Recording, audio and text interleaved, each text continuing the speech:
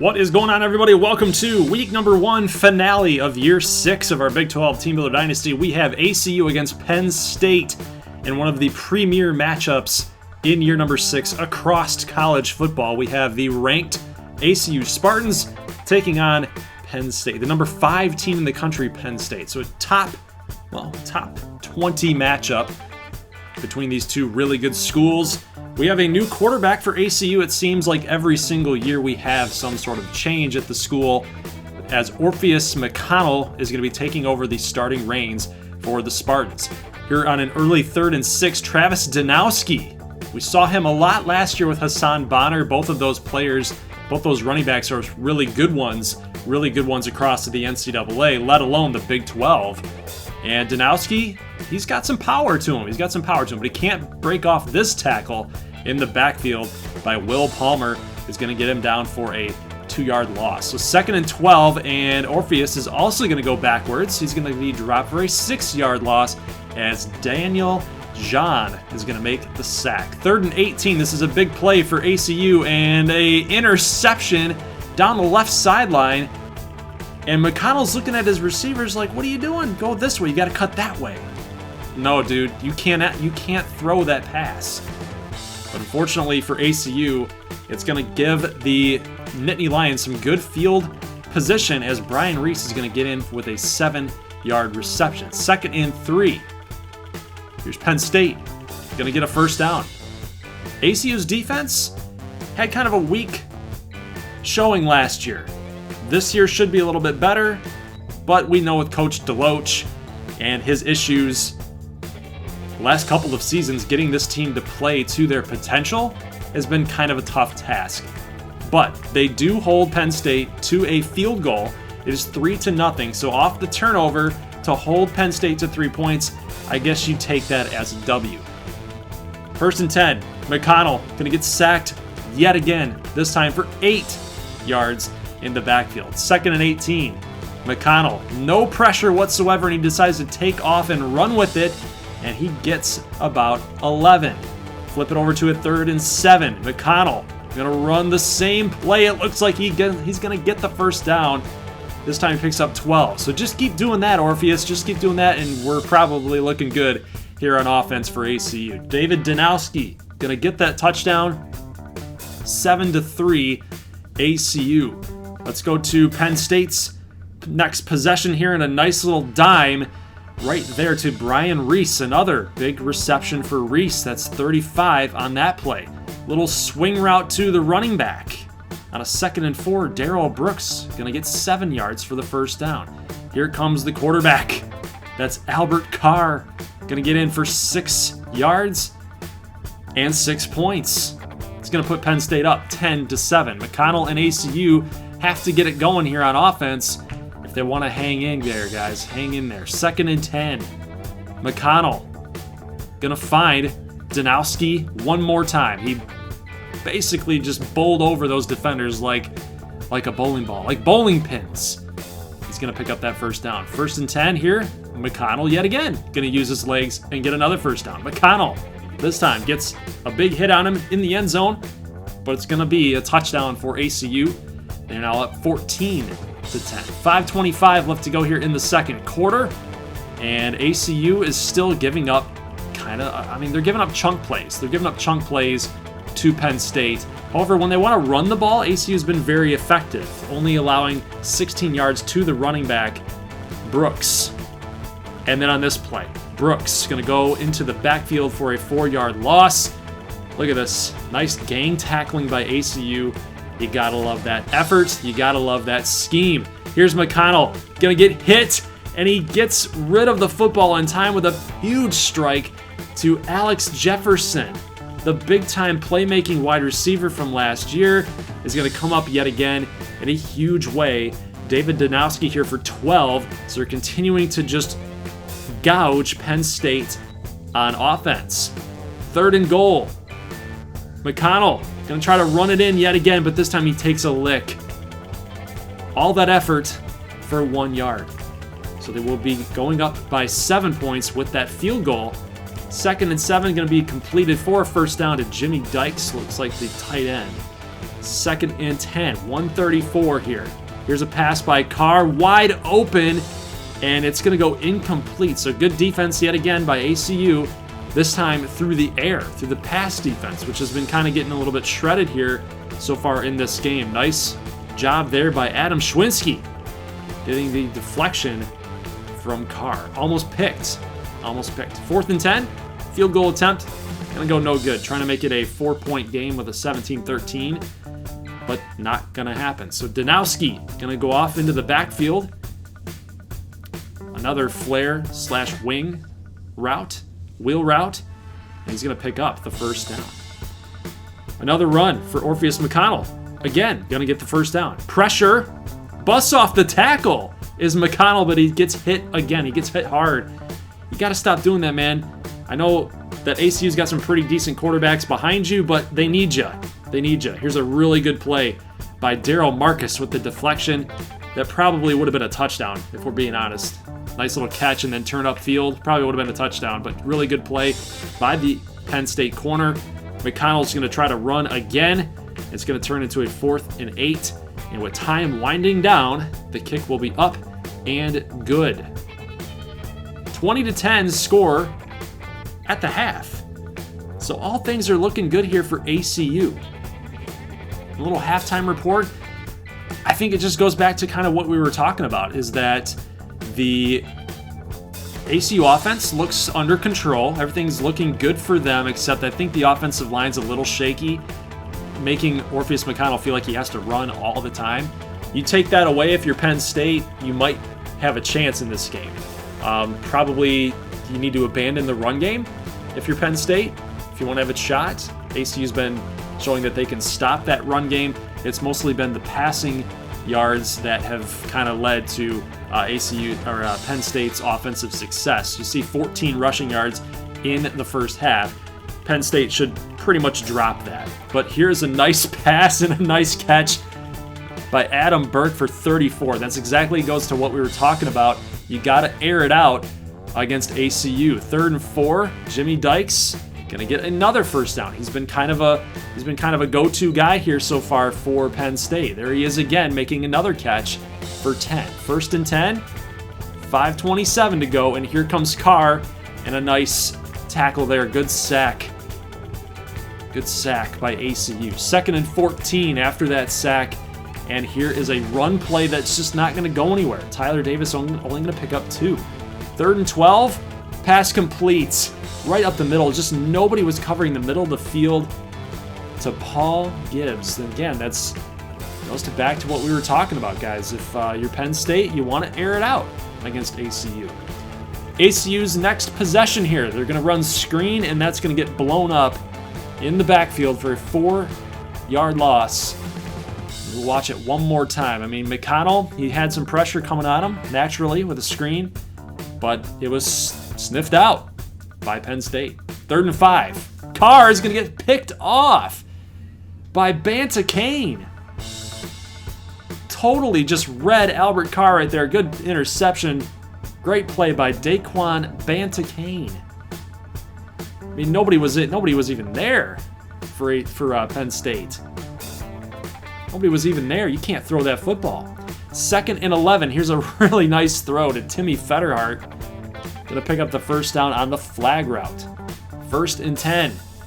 Here comes McConnell one more time. He shrugs off the would-be tackler. He shrugs off a second one. Can't miss the 3rd. 2nd and 4 after the 6-yard pickup. Right up the middle. Aiden Mitchell. Going to take a hit. Going to take a big-time hit. David Danowski going to pound this in for an ACU touchdown. It's going to be 27-17 nearing the end of the 3rd quarter. 30 seconds to go here for Penn State at the end of the 3rd quarter. Little play action. Pass complete to Jordan Fisher. So now they're starting to continue to work the ball to the outside through the air. Little run there on a draw play, going to pick up the first down. And again, just wide open in the middle of the field is the running back, Darrell Brooks.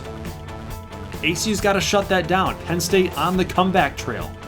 27-24, and this isn't going to get it done. I know you want to get the ball into your playmaker's hands, Alex Jefferson, but You can't do that. You can't go backwards, and you can't be running screens, guys. Or can you? David Dynasty picks up the first down off that screen, just got the ball right over the yellow marker, the first down marker, and McConnell again running for his life, gonna pick up the first down. 3rd and 12. Look at this pass. Unbelievable throw, and Aiden Mitchell's got the moves. Getting that defender not knowing where he's going to go. Is he going to go left? He's going to cut the middle? What are we going to do? Are we going to the pylon? I don't know. Great throw, great catch, good moves. Aiden Mitchell with the touchdown, and ACU gets that touchdown back. Penn State looking for a response, but they're not going to get it here on this down. Carr gets sacked for a 3-yard loss. That's Colby James. 2nd and 13. Little swing pass to Brian Frazier, going to go backwards. 3rd and 12, they're going to go draw. They're going to go draw, and it works for 10, so you know that puts them in a good 4th down situation, and they're going to go for it here on 4th down, and oh, the missed tackle. They had him dead to rights, and Darrell Brooks is going to pick up the first down with a little shimmy and a little shake, and then it leads to this huge play on the right sideline to Adam Burke for 41. Penn State coming back, 2:32 left to go, and down at the 1-yard line is Jimmy Dykes. 1st and goal. Nobody was in anywhere close in the vicinity of Tyler Davis, and Penn State gets a much-needed touchdown, and now it's up to ACU. Got to get a bunch of first downs here in order to win this game and start getting Penn State to use their timeouts. Lucas Rivers gets that 15-yard catch for the first down. Penn State down to 1 final timeout. Here's a huge run by David Dynasty on the right-hand side for 26. Penn State, 1 timeout left to go here. Dynasty up the middle for first down. Penn State again with the timeout. And guys, that is going to ice it. That's going to do it. ACU gets a nice opening week win. Unlike Midland State that we saw last night, ACU clutches up and gets it done. And they move to 1-0, a big 1-0, taking down the number 5 team in the entire country. We'll take a look at all of the box scores for every single game for week number 1 here after we conclude ACU Penn State. You saw Orpheus winning the player of the game. I think that was much deserved. He had a nice game. He had a good game to help out his ACU Spartans.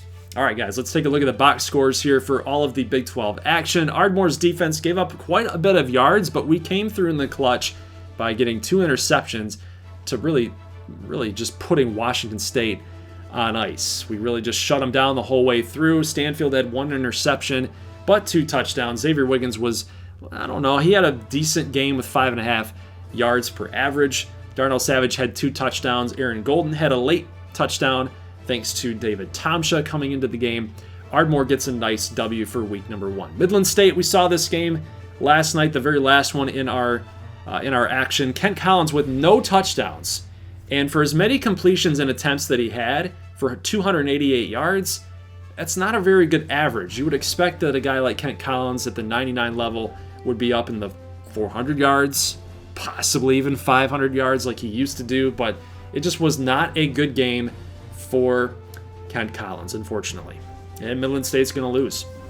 Kerry Ashley was a boss against UL Monroe, and I get it. We want to see a little bit more against tougher competition, but it was a good tune-up game. Rob Jackson went for 144. Travis Jackson, 12 for 183. Kerry Ashley, like we saw, was 300 yards plus through the air. So their top 3 guys on offense were amazing. Tennessee against UBA. Chad Masters had to come in and play out the game, finish the game as Lamont Christian and Buster Smith both got injured, and he held his own. He took 2 sacks that looked like it really stung him. It really lit him up. Ryan Viper was really effective at a 6.7 yards per carry. You want to give him the football a little bit more, I think, in this style of offense for UBA.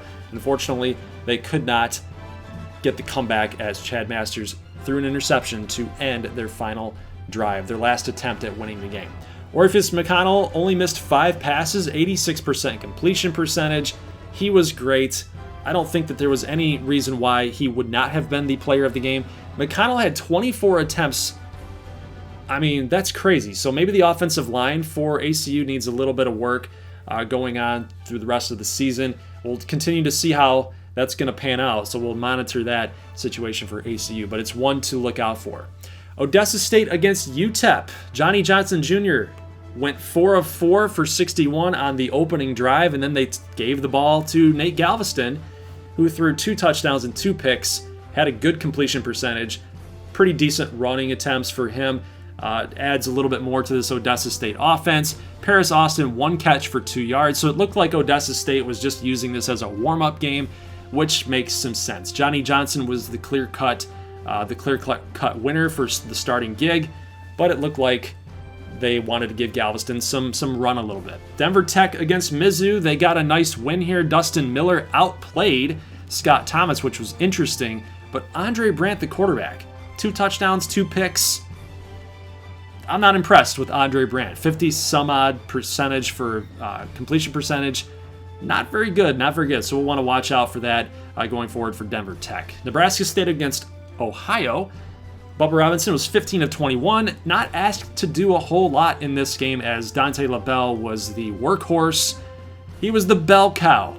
No pun intended. 23 attempts, 225 yards, 4 touchdowns with 62 as his long. Really good performance by Gansu on offense and defense. This is the very first game that we saw last week. Last Saturday was Virginia Tech and Little Rock. LaQuinton Evans was decent. I don't want to crown him the next coming of Gunnar Rivers or better quite yet. I know that I did in chat, but looking at the numbers a little bit further, he was decent. He was okay. I think his receivers really helped him out here. Keneal Mason had a touchdown. Zach Haynes had a touchdown with a nice little power move into the goal line there. So all things considered, good week for Big 12. Unfortunately for UBA and Midland State, those were our 2 losses across the Big 12. They are what they are. They're going to have to go back to the drawing board and get it done for next week. So here are the games on tap for week 2. I'm going to call it rivalry week, even though we've got some games in here that you wouldn't consider rivalry week, but we do have some games on tap, mostly Nebraska State and Ardmore, that are playing against their big-time rivals. All right, SMU and McAllen. I think that's a pretty easy one. That's why I went so quick. I'm taking McAllen in that matchup. I don't think there really is anything much to talk about there. Amarillo against San Diego State. I'm going with Amarillo. Now, this one's a little bit tougher, even though Oklahoma has yet to play a game. I would think that Ardmore's going to win. Our ratings are really good with the A+ ratings, but I think that we're going to be able to get it done. I think we have more offensive weapons than Oklahoma does. Number 5, Nebraska with Graham Keith at starting quarterback. I think Nebraska gets their revenge over Nebraska State. I will be playing in that game, by the way.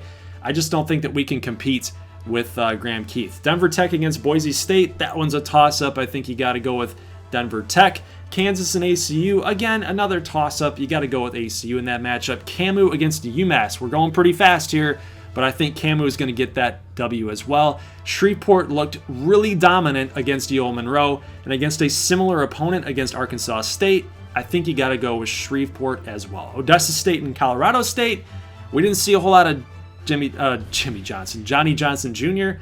He went 4 of 4 for 60-some-odd yards. Really was effective. I think they're going to give him a little bit more run against Colorado State, and I think they're going to get the W. So, guys, that is week number 1. Leave a like if you like this thing, and those are your matchups for week 2. Take a look at the standings for week 1 and make your picks for week number 2 in the links below, and I will see you guys in the next one. As always, peace.